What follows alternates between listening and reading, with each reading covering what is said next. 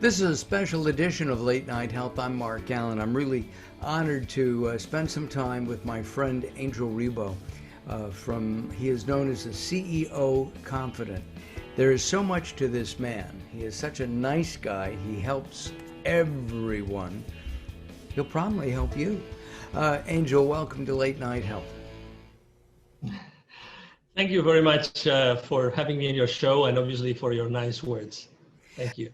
It's a pleasure to be here. Yeah, thank you. Tell me, you got a sign back there. Give me a break 2020. How do we do that? I want a break right now. I want the old normal back.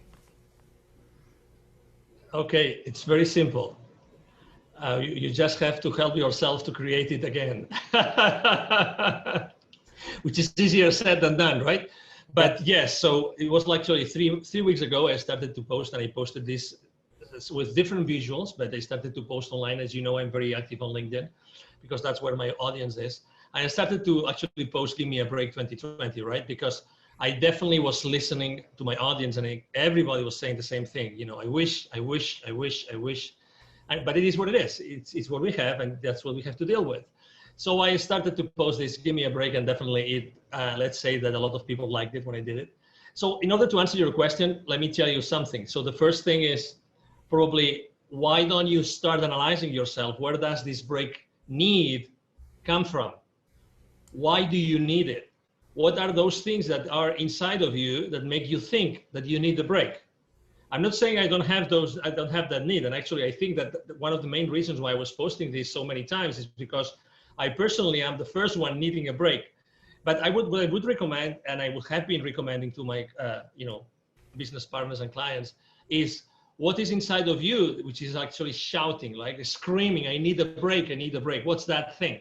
So what is that resistance being built? That's how I like to describe it.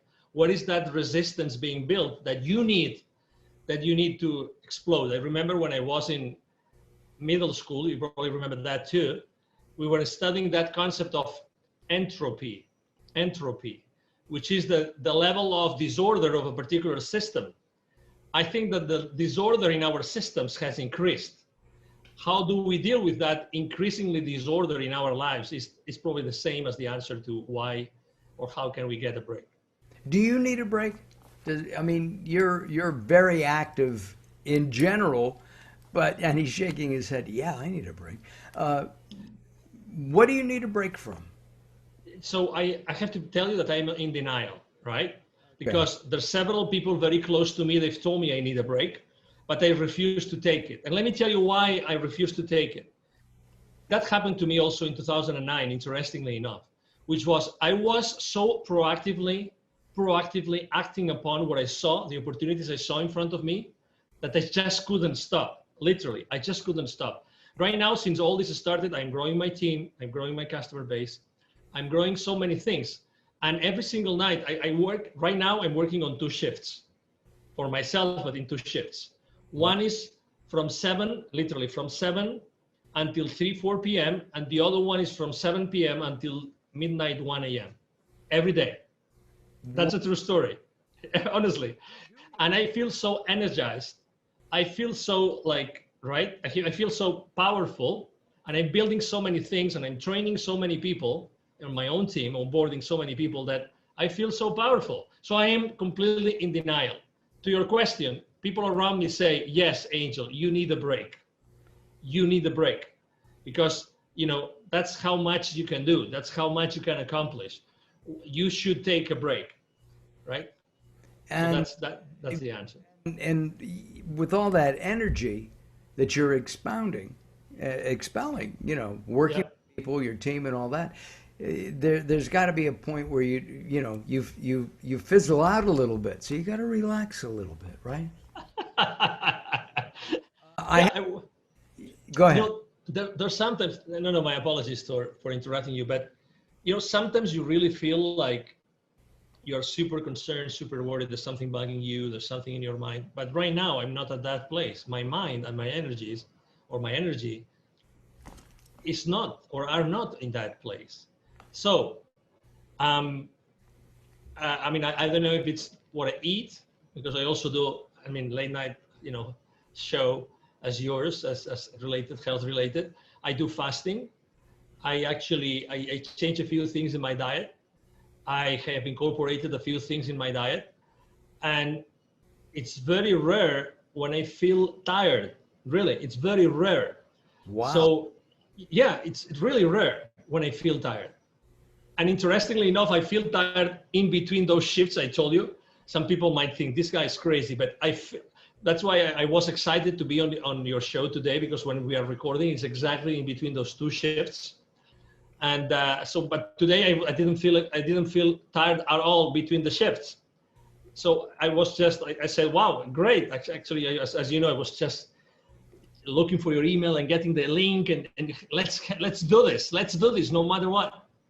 Many questions pop into my head, and one is, how do you blend in family? You have kids, Yeah, 3 kids, 3 kids, and their ages? 20, 12, and 10. All right, the 20-year-old really says, "Dad, leave me alone." What about, Totally. right? That's, what about the, no, I'm teasing, but I guess you have to have family time, don't you? I do have to have family time, and we have family time. Something very interesting that's happening nowadays, as you know, is that unfortunately the kids are not allowed to go to school. Right. So they have to do remote learning, okay? Which is this how to say this? It's a paraphrasetical way. I don't know what the right word would be in English.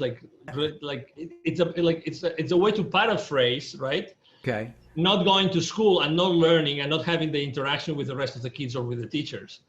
But so that means that actually my 12-year-old, he is having his remote learning on my office, in my office. I'm blessed to having a large office. So he's actually taking everything from the same like office space I have here at my home.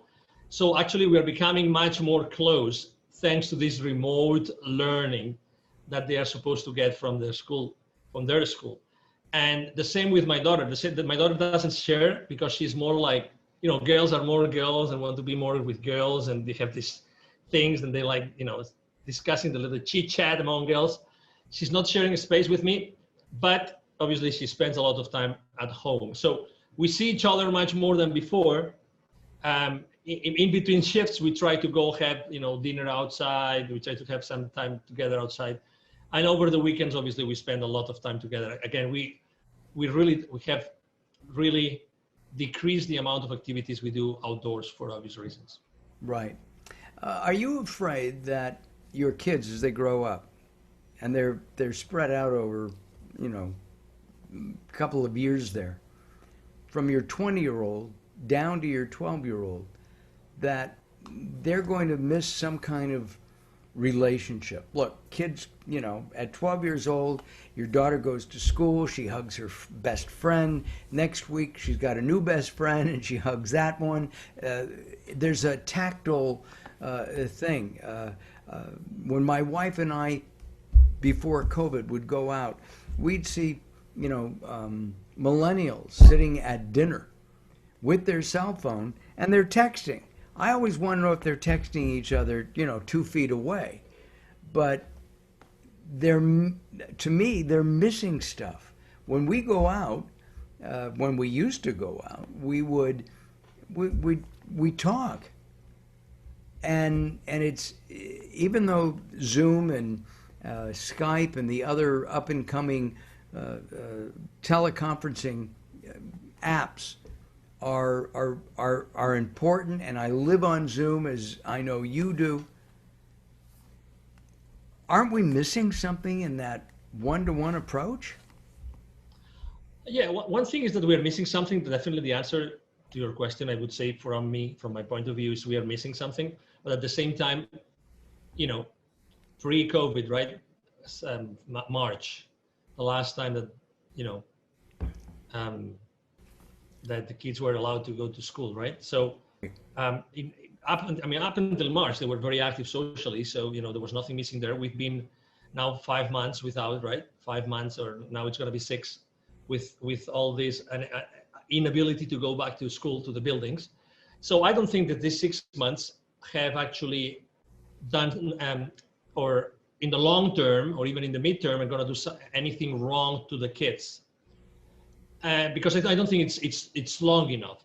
And actually, to the contrary, I believe that this time at home and realizing what's going on around them has given them the opportunity to think about things that they would have never thought had they stayed on a normal, way of doing things and going to school, and mom goes to work and dad goes to work.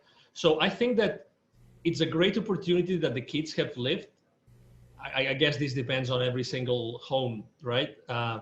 But I think that the thoughts and the ideas and the discussions conversations that they have had with us, with the parents at home, I think it's really important. Number two, obviously they have still met with friends. I mean, there's been sleepovers, there's been, kids, they have gone to some other, kids, friends. And so there has been some social interaction. And right now, for instance, in Texas, they are talking about opening back schools. And yeah, I mean, we still have not decided. Yeah. Have you decided if you'd let your kids go back? Yeah, I mean, when they asked us to decide back in June, we said yes. We want them to go full speed to school. But then, I mean, I regret to say this, but if you asked 1,000 people on Earth, if you were an extraterrestrial and you came to Earth and you asked 1,000 people what do they think of COVID, you would probably get 1,000 different responses, right? Yes, absolutely. So it's the exact same thing about going to school. It's the exact same thing. So you asked the other day, I am very active on the school district here, very active with the schools. I've been volunteer. I go to the board meetings, everything. Every time I ask the same question to different officials from the same school district, from different campuses, I get different responses every single time. Every single time. I'm going to give you an example. Sure. I'm going to give you an example to your question. I wanted to be part of a committee that was put in place before the school year started in August. And that committee met, and it was the counseling committee of the school district. It was part of that committee. And the school official disclosed with us, the 70 parents that were part of that committee, he disclosed how many parents had said, we want our kids to go to school. We want them to go to school regardless. We want our kids to go to school. We don't know what the restrictions are going to be. We want our kids. 85%, he said, and he was so natural. He said, genuine. He said, I don't know how we're going to do it. I don't know how we are going to bring, and that was in July, early July. I don't know how we're going to bring 85% of the kids back to school. I have no idea how that's going to work. Fast forward, the school district decides there's going to be no face-to-face in-person school. Right. Because the parents had actually voted, and they voted 50-50. So we decided not to do it. And then and then you read a newspaper, local newspaper, and then you read the exact same thing. 50% of parents said, yes, we want our kids to go to school. 50% said no. So this is just an example. And I'm talking to you about public servants, Mark, public servants. Okay, so there's this bubble of common, I'm not going to say consciousness, common knowledge, right, created by, organizations, by media of all kinds of media, right? So there's this bubble, and we all try to get information and to download information from that bubble, okay? So, oh my God, where do we live? What's the reality that we are living in, Mark? There's one word that comes to mind, Angel, and that word is confusion. Right? Because we don't know. If my kids were of school age, I don't honestly know what I would do. And I really don't. I don't know if I would send them to school because it's scary, right? I have a friend whose wife was working. She came down with what she thought was a cold, got a test, took 3 days or 4 days to get that test back. She has COVID. He has, what does he do, right? How does he not help spread it? Somebody's got to go to the market. And it's hard to get delivery. Where here in Ventura County, California, where I live, I know that it can be difficult to get food picked up. And frankly, I don't know if I want somebody touching my tomatoes before I touch them. I mean, it's just honest. I think that what happens in a pandemic is that people, as I said, get confused. And at the same time, nobody knows what to do. To me, that's the scariest part. And I think what we have to do is what you teach. Angel and I have been in several different sessions together. And my understanding is you're teaching consciousness rather than confusion. And so in teaching consciousness, being open to people, being open to messages from the universe, God, I think that's important. And I think it may be especially important right now because we need that break. We do need that break. Mm-hmm. Yes, we all need that break. There's confusion, and confusion is how to say this again. Besides posting on "Give Me a Break 2020," I also the most common subject matter I've posted about is building bridges. Right. When you are in the world of business, and I started in Europe, and I've been since then always working like business to business. When you work with business leaders, right, they have always been exposed to a lot of distraction, a lot of details, a lot of disorder, a lot of confusion, right? And how have they dealt with this? How did they deal with similar situations before this all started? And I think that the response never before is inside of them. You were explaining a specific situation and the challenges behind that situation, right?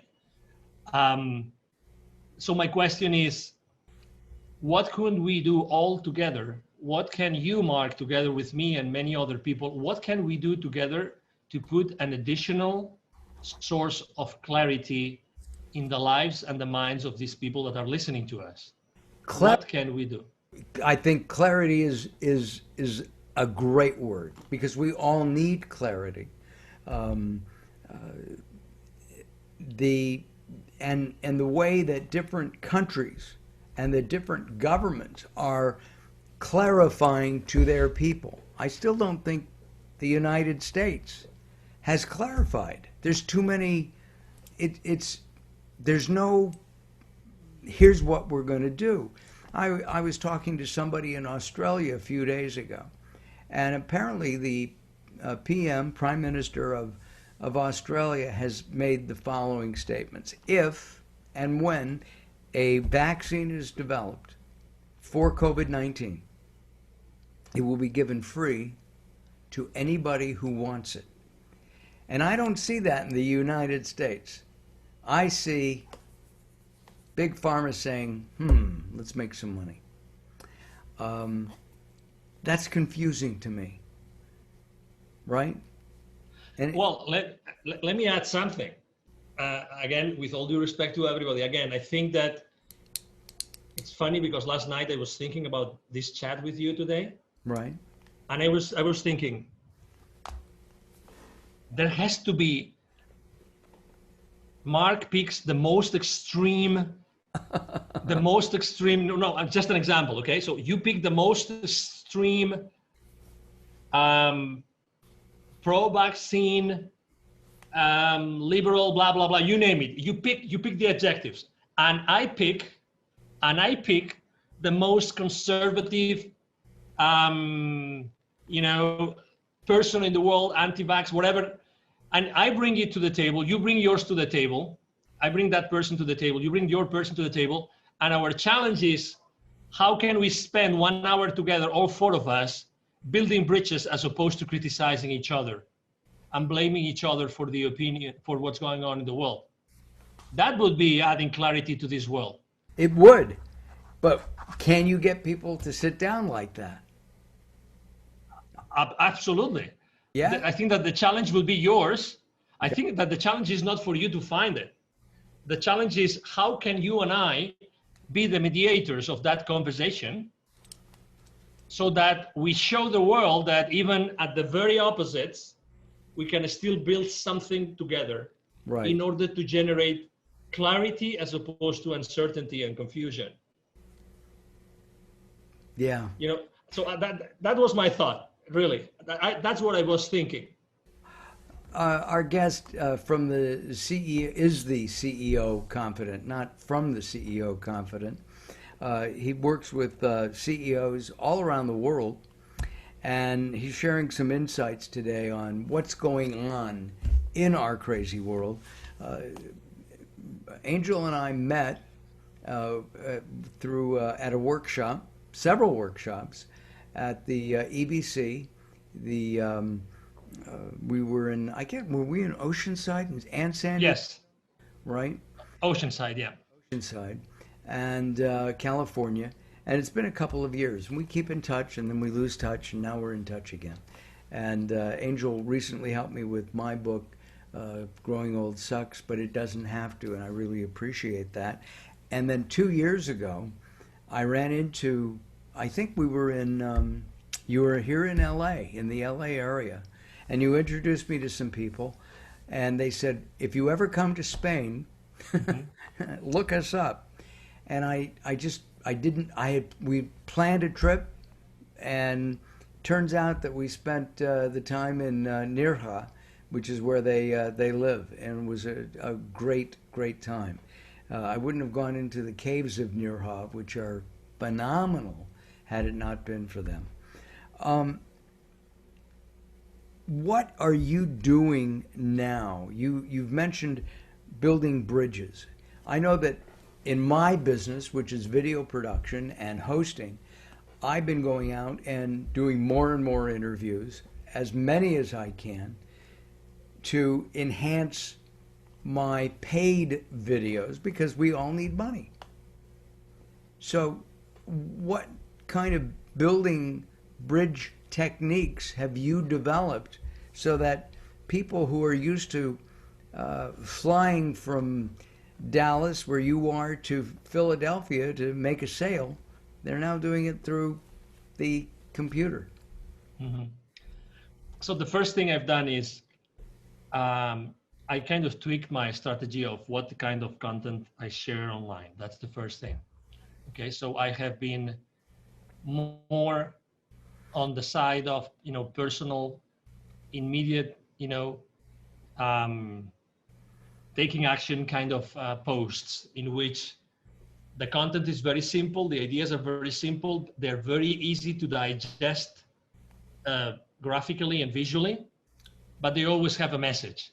And I have to tell you, people consistently, my audience consistently appreciates the fact that I'm not talking about complex things like as I used to do before. I'm now talking about more self-help motivational stuff, much more than business related, which I still do. But I think that people need more than ever, because they spend more time online. They need to hear, they need to listen and to read things more closer to their hearts. That's number one. Number two, and you mentioned it very well, it's funny how the stars align themselves. And, Mark and I had not spoken for a while, but, suddenly 3 or 4 different media like yours have picked up on me about conscious leadership. Totally. And actually that wasn't, I didn't have a branding campaign, positioning campaign like in the background, like pitching media, or no, it just came to me. It just came to me because probably what I was posting and when people see my videos and see my interviews and see my podcasts or see my content online, they know what I stand for. So, and again, going to the world of business, because as I said before, I work at the business to business environment or arena. Going to business, I think that business leaders now need to be conscious like never before. They need to hear different messages. And you, instead of working on their business, are you working with them to better understand themselves so that they can go back and work with their team? Absolutely. Absolutely. And not only that, that's why I say, I mean, I totally believe in the alignment of stars. If I told you that the business partners that they have today or clients they have today, most of them are also aligned to this vision of helping businesses more on the culture kind of thing, more on the, hey, let's build something together so that we can live together better, and that's extremely important. So it's funny that like I am attracting, there's this inertia coming behind me, which actually is overtaking me. It's overtaking me. That would be the right word to use in that direction. So even my own business partners and clients, they are helping me do the same thing from a different perspective, but they're helping me do the same thing. And third, yes, I mean, I think that business leaders more than ever, even if they've been in similar situations, even if they had contingency plans, they had plan Bs prepared, they still need personal support. And they want to do it with someone that has been there for a long time, understands business, understands international, this kind of thing. So, to be honest, I consider myself a conduit. I'm blessed to know people like you and to be able to drink from your sources, because I mean your show is just amazing, and well, thank you. The people that you bring to the table every night is just amazing. Well, so and we need the sources of wisdom more than ever before, Mark. We do. One of the things that Angel and I did, we worked with Gary Stewart in a constellation healing, and it's you kind of for me or for Angel, we don't know each other's in-depth history, but we would be asked a question and answer it as if we were part of in Angel's history, his maybe family from 2 or 3 or 4 generations back. And Angel was very complimentary, saying I hit the nail on the head. So, and I remember that specifically. Angel, we're out of time. We'll have to do this again. Let's not wait so long. Okay? You can count on me anytime, Mark. It's been a pleasure to be here. Thank you to your audience. Thank you for being patient to listen to me. And, if I can help them in any way, as they will know where to find me. Throughout our time together, we have had Angel's website up underneath, and also his LinkedIn and other social media outlets, because he is active, especially in LinkedIn, but he's active in all of them. Thank you very much for joining us here on Late Night Health. Thank you very much for having me. Talk to you soon. I look forward to it. I'm Mark Allen. Thanks for watching. We'll be